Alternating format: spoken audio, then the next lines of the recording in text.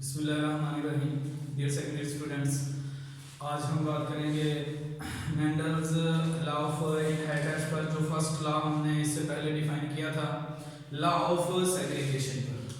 तो सबसे पहले अगर देखें इसकी जो डेफिनेशन है, सेग्रीगेशन का मतलब जो है, लफ्ज जो है वो बताता है जुदा हो जाना, अलग हो जाना। यानी हम देखते हैं, इसको डिफाइन करते हैं, टू को existing alleles segregate during gamete formation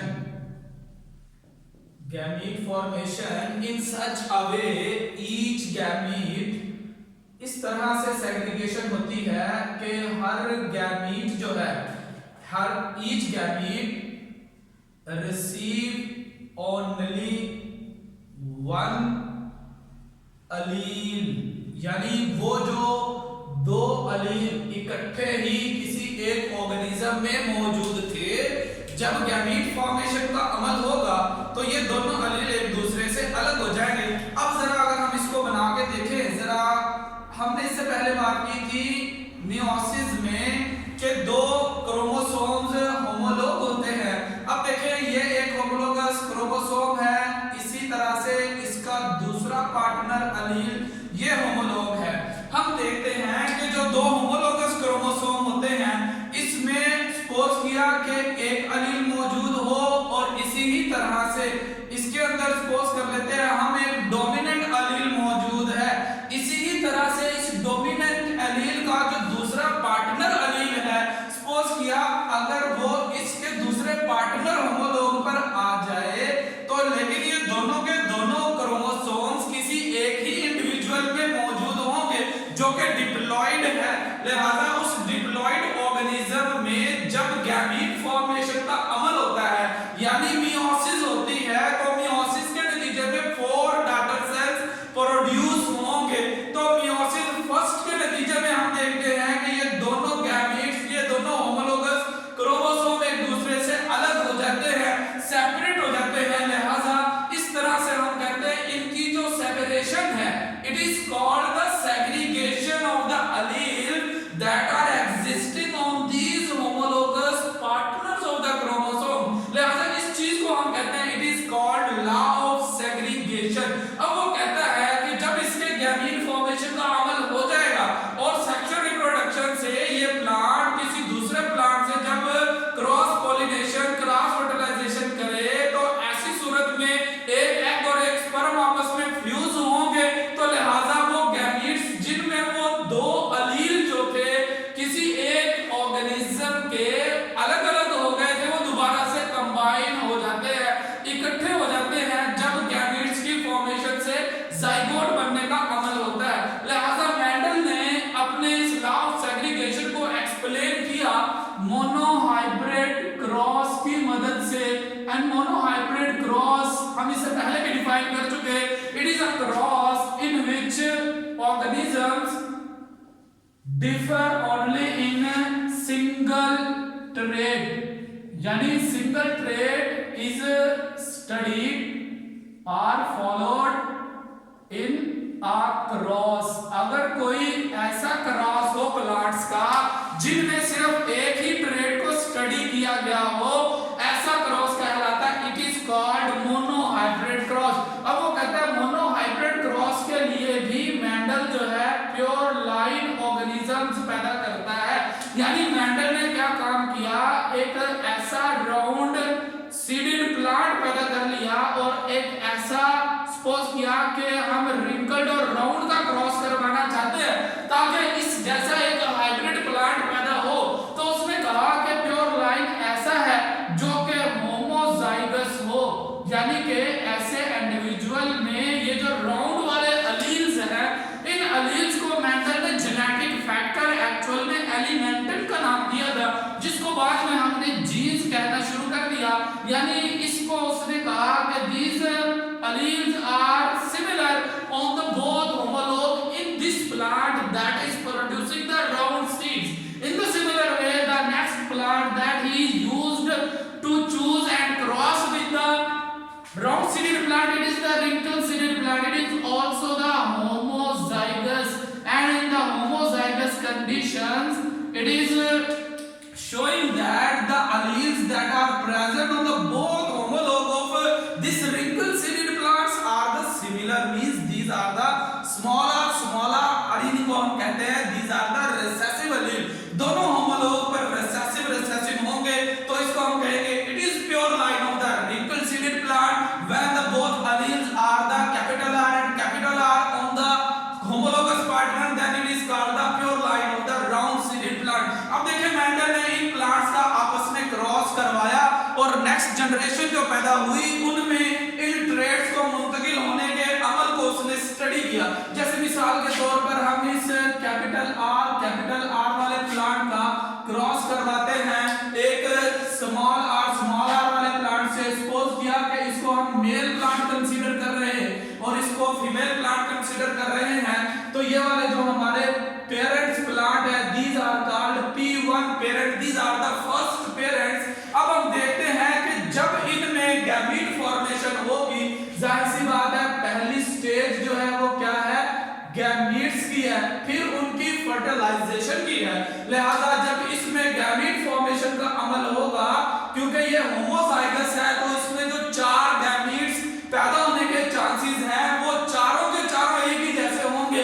हम उनको एक ही बार लिख लेते हैं, these are the sperm that contains the dominant allele for a trait that produces the seed shape is round, यानी राउंड शेप को प्रोड्यूस करने वाले ये दो अलील जो इकट्ठे एग्जिस्ट कर रहे हैं। अब देखें इसी तरह से इसमें भी गैमेट फॉर्मेशन का अमल होगा और इसके अंदर एग प्रोड्यूस होगा क्योंकि हमने इसको फीमेल प्लांट कंसीडर किया है। अब देखिए जरा एक बार हम कहते हैं ये वाला कैपिटल आर वाला स्पर्म अगर इस एग को फर्टिलाइज कर दे तो ऐसी सूरत के अंदर जो यहाँ पर नेक्स्ट जनरेशन प्रोड्यूस होगी, it is the capital R and small R and the shape of the seed is the round, all are round seeded plants in this cross. यानी कि वो कहता है अगर प्योर लाइंस में क्रॉस हो और उस क्रॉस के नतीजे में ये जो पहली जनरेशन पैदा हो F1 जनरेशन, और उस F1 जनरेशन में जो करैक्टर जाहिर हो जाए, इट इज द डोमिनेंट। यानी देखें अगर ये रिंकल वाला जाहिर होता, यहाँ पर जितने भी 4 प्लांट पैदा होने के चांसेस हैं, क्योंकि 4 स्पर्म पैदा हुए, एग तो सिर्फ एक ही होता है, लेकिन वो चारों एक ही जैसे होंगे, हमने एक ही बार लिखा है। It is called first filial generation और द F1 जनरेशन। सब के सब राउंड होंगे। मेंडल ने नोट किया कि इनमें राउंड वाला पैदा हुआ, रिंकल वाला कोई पैदा नहीं हुआ। इसका मतलब ऐसा करैक्टर जो कि रिंकल पैदा कर रहा है वो इस F1 प्लांट में हाइब्रिड की सूरत में इसके साथ ही मौजूद है।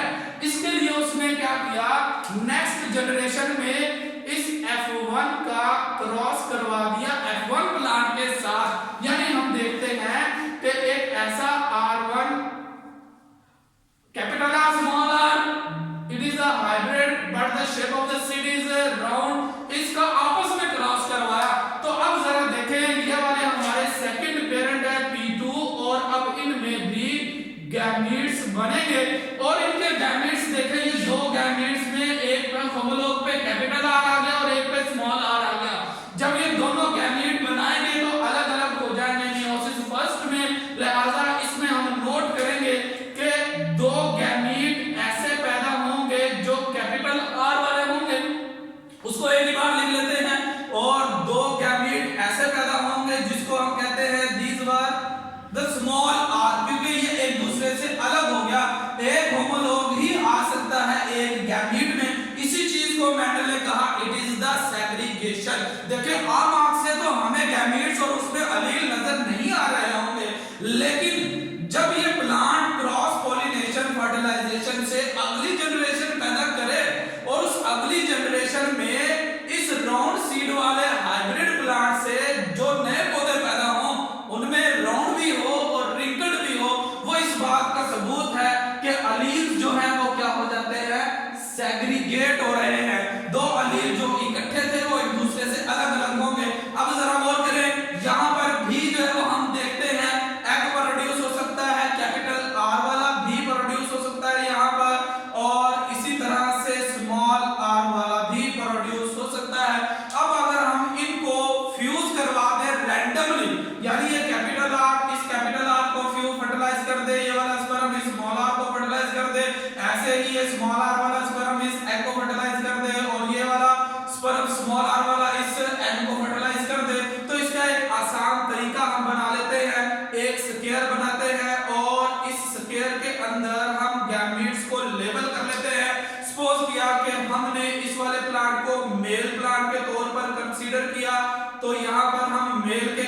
लिखते हैं जिसमें कैपिटल आर और स्मॉल आर है, और इसी तरह से इस प्लांट को सपोज किया हमने फीमेल प्लांट के तौर पर कंसीडर किया, तो इसमें जो डिफरेंट टाइप्स के एग्स पैदा हो जाने के चांसेस हैं, इसको यहाँ पर हम लेबल कर लेते हैं। ये भी दो ही होंगे, एक कैपिटल आर और एक स्मॉल आर। अब इन दोनों की देखें फ्यूजन करवा देते हैं। अब देखें यहाँ से कैपिटल आर एलील आएगा इस स्पर्म से, और इस एग से कैपिटल आर वाला एग और जाइगोट जो बनेगा कैपिटल आर वाला, ये राउंड होगा। इसी तरह से यहाँ से भी हम देखते हैं कैपिटल आर वाला स्पर्म जब इस स्मॉल आर वाले एग से फर्टिलाइज करेगा, तो ऐसी सूरत में यहाँ पर भी राउंड सीड प्रोड्यूस हो जाएगा, जिसकी शेप को मैं यहाँ पर लेबल भी कर देता हूँ इसके साथ साथ। अब देखिए यहाँ पर स्मॉल आर वाला एलील है, लेकिन ये एग कैपिटल आर वाला है, लिहाजा ये कैपिटल आर वाला एग जब इस स्मॉल आर वाले स्पर्म से फर्टिलाइजेशन करता है, राउंड सीड वाला जाइगोट पैदा होगा, राउंड सीड वाला प्लांट बन जाएगा, जाहिर सी बात। और इसी ही तरह से मजीद अगर देखें ये स्मॉल आर वाला स्पर्म जब स्मॉल आर वाले एग से फर्टिलाइज करता था, तो ऐसी सूरत में यहाँ पर एक सीड ऐसा पैदा हुआ जो रिंकल्ड है, लिहाजा एक भी रिंकल्ड सीड वाले नए प्लांट का जाइगोट से पैदा हो जाना इस बात का सबूत था कि इस F1 प्लांट में वो जो दो अलील इकट्ठे आ गए थे, को एग्जिस्ट कर रहे थे, वो सेग्रीगेट हो चुके हैं, वो एक दूसरे से सेपरेट हो चुके हैं। लिहाजा ये वाली जनरेशन जो है इसको हम कहते हैं it is called F2 generation. And in this F2 generation अगर राउंड वालों की तादाद को देखा जाए रिंकल्ड वाली तादाद के साथ, तो ये ऐसी सूरत में बनती है ratio, it is called 3:1, means 3 are the round. Dominant phenotype को पहले लिखते हैं, रिसेसिव को बाद में लिखते हैं। अगर इसको जीनोटाइपिक रेशो में कन्वर्ट किया जाए, तो जीनोटाइपिक रेशो से मुराद ये होगा कि इसमें होमोजाइगस डोमिनेंट कितने हैं, और फिर इसी तरह से इसमें देखा जाएगा हेटेरोजाइगस डोमिनेंट इसके अंदर कितने प्लांट जो है वो प्रोड्यूस हुए, और इसी तरह से इसमें देखा जाएगा होमोजाइगस रिसेसिव प्लांट कितने पैदा हुए। इस तरह से it is called the genotypic ratio. ये जीनोटाइपिक यानी उनके जीन्स के कॉम्बिनेशन को डिफाइन करती है और बतलाती है। आप गौर करें कि जो होमोजाइगस डोमिनेंट है ये तो सिर्फ एक ही है, इनमें से कैपिटल आर वाला एक है, लिहाजा इसको 1 लिखते हैं रेशो में। और इसी तरह से हेटेरोजाइगस जो डोमिनेंट है, यानी वो प्लांट तो राउंड है लेकिन उनमें एक अलील अभी भी रिसेसिव है, क्योंकि रिसेसिव वाला अलील इनके पेरेंट्स में कोएग्जिस्ट कर रहा था, लिहाजा यहाँ पर आ जाएगा 2। और इसी तरह से जो होमोजाइगस रिसेसिव वाली रेशो है ये 1 आ जाएगी। इसको हम नाम देते हैं it is called genotypic ratio, यानी जीन्स की रेशो देखेंगे 1:1 शो होगी। मेंडल ने जो 7 ट्रेड्स बनाए, उन 7 ट्रेड्स के लिए सेम क्लॉज को फॉलो किया, यानी सीड की शेप, सीड के कलर, फ्लावर के कलर, प्लांट की हाइट, पोजीशन, पॉट की शेप, पॉट के कलर के लिए तमाम की तमाम रेशोज यही निकली जो F2 जनरेशन में थी। फिनोटाइपिक रेशो निकली, यानी फिनोटाइप के एतबार से कितने डोमिनेंट है, कितने रिसेसिव है। ऐसी सूरत में 3:1 निकली तमाम ट्रेड्स के लिए, और जीनोटाइपिक रेशो 1:1 निकलती है। It is called law of segregation, इसे लॉ ऑफ सेग्रीगेशन कहा जाता है। Thank you very much.